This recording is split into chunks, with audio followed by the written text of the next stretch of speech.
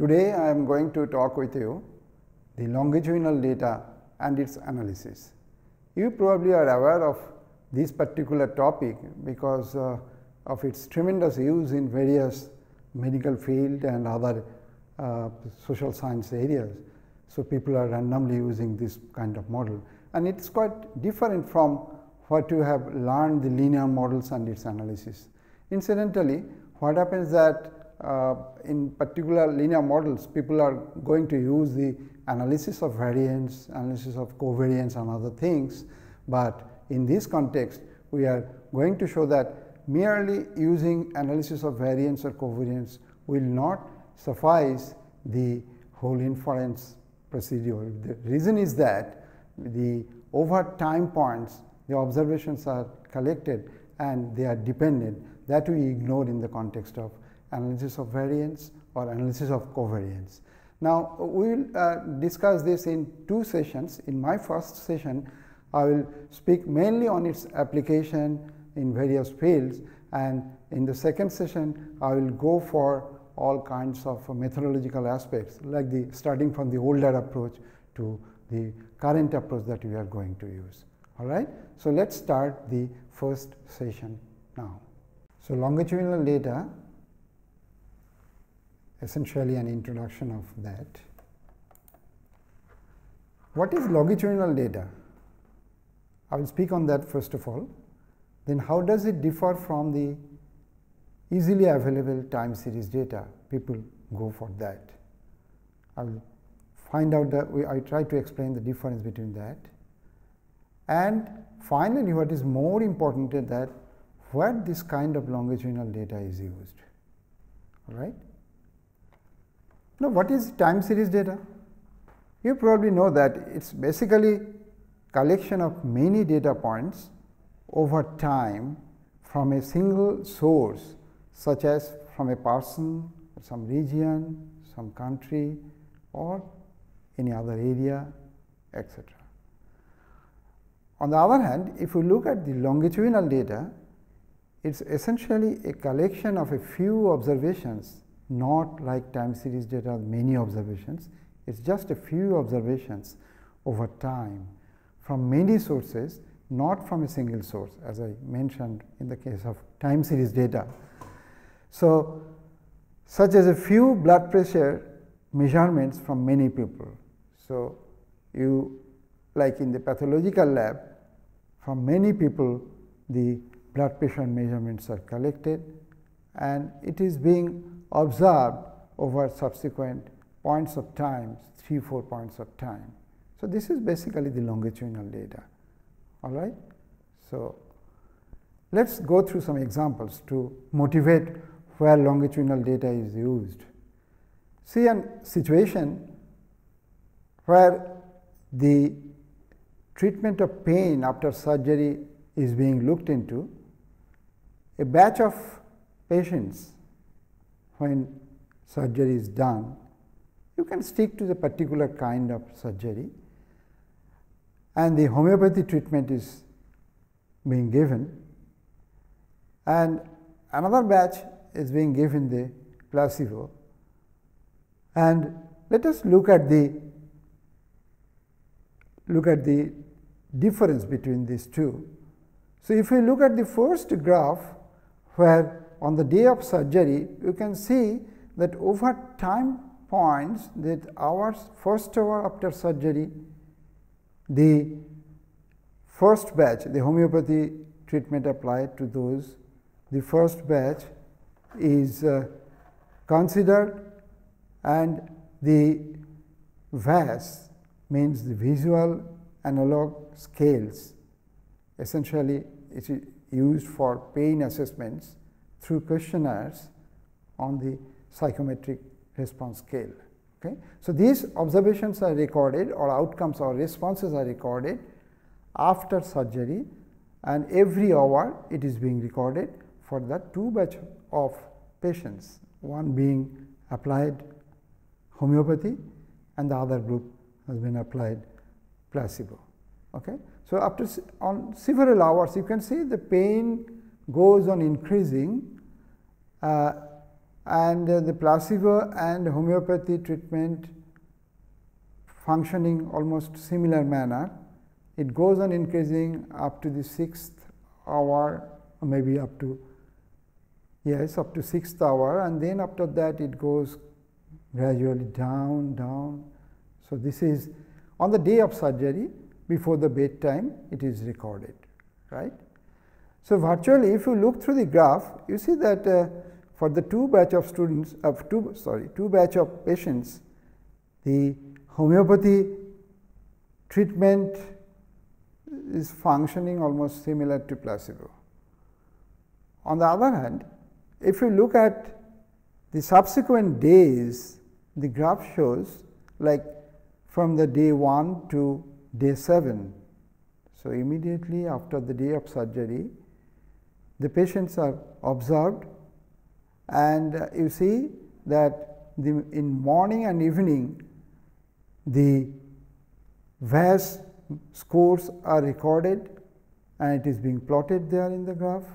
You see that the homeopathy and as well as the placebo providing almost the similar behavior. So, it goes on down, down and down, down, down and down ultimately. Okay. So where this longitudinal data comes, we come back to that longitudinal data, because in the first day you observe it for several hours. The outcomes here is the assessment of pain, to what extent the patient is suffering from the pain, how severity of is the pain. So that is being observed, and that over time points, right. So when you see this, that the graph actually for both the first figure and the second figure shows the mean pain assessments. So what I am doing here is that I observed the pain assessments or pain severity for say 1000 patients who has been applied the homeopathy treatment to reduce the pain after surgery, and again sort of maybe 1000 or 12, it is not necessary that the number should be same. Again a batch of patients are taken up who has been given placebo, and based on their questionnaire the pain assessments are made. So now what we do is that for every hour, based on the 1000 or maybe 1200 patients in the two groups, we take the mean pain assessments and then plot that on the graph. So this is how the mean pain assessment graph has been shown for the patients over different hours in the first graph, and over different days and over different half, like the morning and evening, this has been shown. So this is what is longitudinal data, where the data observed over time points, different time points. So as you see that if you think of, instead of the mean response in the first graph or the second graph, if you consider a person, an individual patient's pain score or pain assessment, you see that you are observing it for the same patient over different points of time. So it should be that the assessment over different points of time, or the scores, or the pain score, or the severity of scores are essentially correlated, because it is dependent on the previous hours measurement or scores. All right. So as I said that instead of mean response, if we consider individual response and take it as suppose the individual response, we see that the over different hours the responses are dependent. That is what the longitudinal data playing the major role. It's different from the standard linear model, where the observations are independent, we do not care for the time points, right? And here also in the second graph, over different days and different halves, when you consider this, the responses are all dependent. So, this is how the longitudinal data occurs, and one has to take care of this particular dependency to make a stronger inference. Consider the second example. You might be knowing divalproex is a kind of medicine or drug that is used for the patient suffering from depression. You know that bipolar depression is a kind of mental condition where the patient sometimes becomes so happy, excited, and sometimes get depressed. So, this is one particular situation where I want to show that the longitudinal data is being used. I mean, data analysis has to be done for that kind of situation, where a batch of patient has been given the divalproex medicine and another batch is given placebo, just to see that whether the divalproex is really effective in reducing the bipolar depression of patients. All right. So, you see that in the x axis over the different weeks, actually starting from the baseline, then you have first week, second week, and so on up to 8th week. The observations, the outcomes are plotted. The outcomes are Hamilton rate scaling for depression, mean change. So, once again I come to the mean, because I cannot show the so many patients suffering from all these depression and the scores for them. So, rather than doing that, I take the mean of all the patients who has been suffering from this kind of disease or disorder, and the red shows the patients who are given this placebo and blue shows the patients who are given the divalproex medicine. So, this is the mean response curve for the placebo patients, and the blue is the mean response curve for the divalproex patient. All right. And you see that over different time points, over different weeks, the mean responses, mean change over the depression scoring has been plotted. Third example is the pint of milk versus control on bone acquisition in adolescent females. You know the pint, the word pint means some amount of milk, usually 1/8 of a gallon of milk. So, some amount of milk is given to adolescent females. You know that adolescent females, they are most of the females are suffering from this I should say that the kind of deficiency in bone acquisition. So, this is whether milk is really effective in increasing their bone density or bone mineral content. We are going to look into that. So, this is the control who are not given any particular medicine or not given milk, I should say rather, and the another group who are not given any particular medicine and given only some amount of milk every day. So, this is again the mean response, mean percentage increase. The first graph actually gives the total body bone mineral content. That means, per unit length of bone, the mass of mineral available. So, that is measured for a group of adolescent females, and the average mass is being plotted over different months. So, starting from baseline to 6 months, then 12 months, then 18 months. So, equal interval of time. All right. So, this is the first graph is the total body bone mineral content, and the second is total body bone mineral density. You know that mineral density means the per square centimeter to what extent the calcium and other minerals are deposited. Okay. So, that measures whether the person has been suffering from any kind of bone disease or not. All right. So, the higher the mineral content or higher the mineral density, the better is the patient's bone condition. So, over different successive months actually the observations are recorded, and as I said that this is basically these two graphs are mean responses, mean percentage increase. So, if you look through the black line in both the figures, what you see? You see that at least after 6 months the patients are getting some better mineral content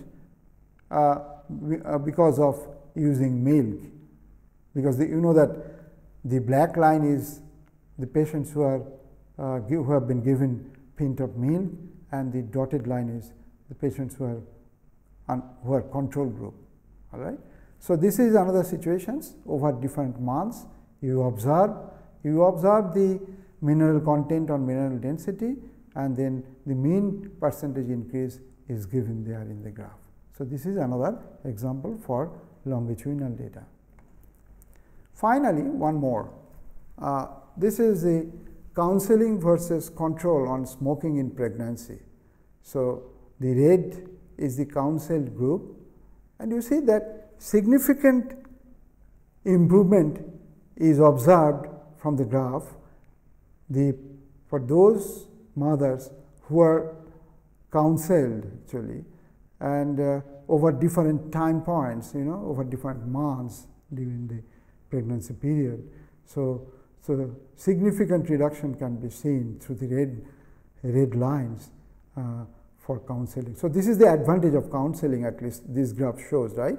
And so, it is again a longitudinal data, because in the y axis you see the number of cigarettes consumed by the mothers over different weeks, and in the x axis you see over different time points the baseline, then 3rd month, then 6 months, then 12 months. What is how many cigarettes are being taken by the mothers. So, that is being another longitudinal data, because as you see that over different time points the patients, I should not say the patients, the pregnant mothers are observed. All right. Let us now see the numerical structure of this longitudinal data. In the broad form you can see that the individuals, there are 6 individuals, every individual is observed over time points. Look, at the very beginning I said that in the longitudinal context there may be many individuals who are observed over a few time points. So, I take just for illustration 6 individuals observed over successive time points. In this connection I just mentioned that there may be the situation that couple of observations, couple of outcomes are missing. We are going to go for that later on, but just have a look at the longitudinal data in broad form and also in long form that is written in the other way around. So, for individual 1 you see that over time points 1, 2, 3, 4 the scores are there, and similarly for individual 2 and so on. All right. So, this is the data presentation. If you look to the profile plots, so the profile plots of the previous long form data is essentially looking like that. As I said that over different time points, so there are 4 time points 1, 2, 3, 4, and the person's scores are being observed like this, 2, then 3, then 4 like this. So, different individuals are observed, their behavior is different, some goes down and go up, some goes not that much down and not that much increase. So, but there is a change in the 3rd time point and the 4th time point, right. So, this is the profile plot. I can show you some other plots also, but if you look at this mean response plot, what is mean response plot? I said that in the profile plot several individuals are there. I just show we have 6 individuals. So, I just show 6 individuals plot, but if there are 1000 individuals, say 1500 individuals, what you will do? Rather than going to this way or profile, showing the profile plots in the same graph, we can go for the mean response. So, for all these individuals, you take the mean response, plot them over different time points and get the figure like that. So, this is the figure that you obtained in the previous diagram, where the individual plots are there, right. So, this is the mean plots. So, when you superimpose that, what you superimpose? We superimpose the mean plot, and this shows a figure like that. This is the superimposed plot, all right. So, and then the smooth curve can be shown, can be drawn this way. This is the mean smooth curved and the superimposed curved once again. So, let us now make little bit change. You have 2 groups rather than a single group. Now, I consider, like as I said, that placebo versus some Divalproex, placebo versus another kind of medicine. So, you have 2 groups. So, for each group you have 3 individuals and they are observed over different time points. So, you have data like this, and for hypothetical data here B, I mean the second group B, you have again 3 individuals. This is a very idealistic, very simple data set I am showing, but people can face more complicated data where these are not balanced. I said that some of the individuals are not observed over whole time points, some of the individuals are have missing data and other things. We will come to that later on. And they are profile plots for the different groups. Now, I consider in terms of 2 different groups the plots. So, for their profile plots are plotted here, and you can see the mean response plot. So, for A group the red line, for B group the blue line, and the questions that one can arise that overall, are there significant differences between time points?